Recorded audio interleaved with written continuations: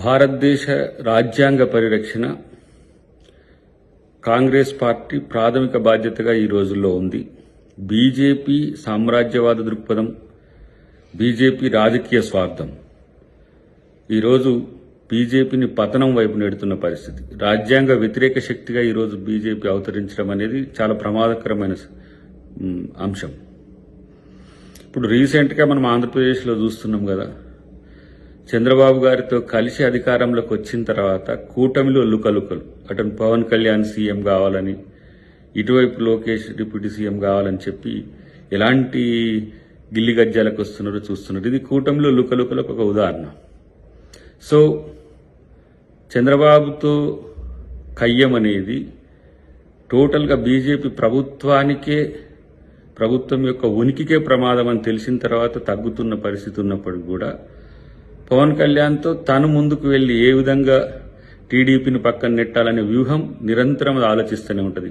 పంజాబ్లో అకాలీలతో ఆలోచించిన, మహారాష్ట్రలో షిండేతో ఆలోచించిన, ఇంకో రాష్ట్రంలో ఇంకొకరితో ఆలోచించిన, తన రాజకీయ మిత్రునితో కలిసి రాజకీయ లబ్ధి పొంది ఏ విధంగా అదే రాజకీయ పార్టీని అంతం చేయాలనేదే బీజేపీ ఎత్తుగడ ఉంటుంది ఎప్పుడు కూడా. కాబట్టి వాళ్ళు జాగ్రత్తగానే ఉన్నారు. ఇప్పుడు బీజేపీకి ఆ ప్రమాదం కూడా భవిష్యత్తులో ఉంటుంది.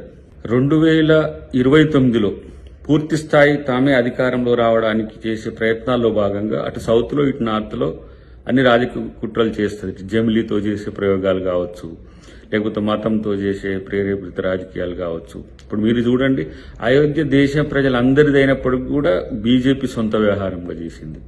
కొన్ని వందల సంవత్సరాల నుంచి మహాకుంభమేళా దేశ ప్రజలు జరుపుకుంటుంటే అది బీజేపీ సొంత కార్యక్రమంగా చేసుకున్నది. తర్వాత ఈ దేశంలో ఉండే రాజకీయ ప్రత్యర్థుల మీద శత్రుత్వాన్ని మించి కసిని పెంచుకోవడం దానికి ఆనవాయితీగా మారింది. ఇతర దేశాల్లో ఉన్న భారతదేశానికి శత్రువులైనా సరే వాళ్ళతో ప్రేమగా ఉంటుంది.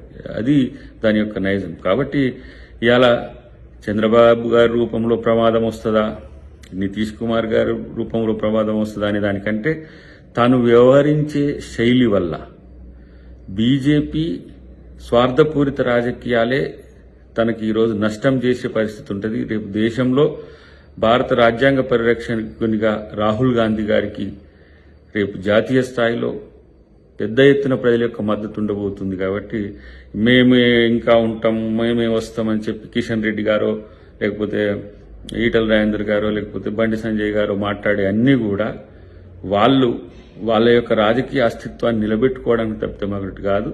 రాబోయే రోజులన్నీ కూడా ఇండియా కూటమి అనేది గుర్తుంచుకుంటే మంచిది.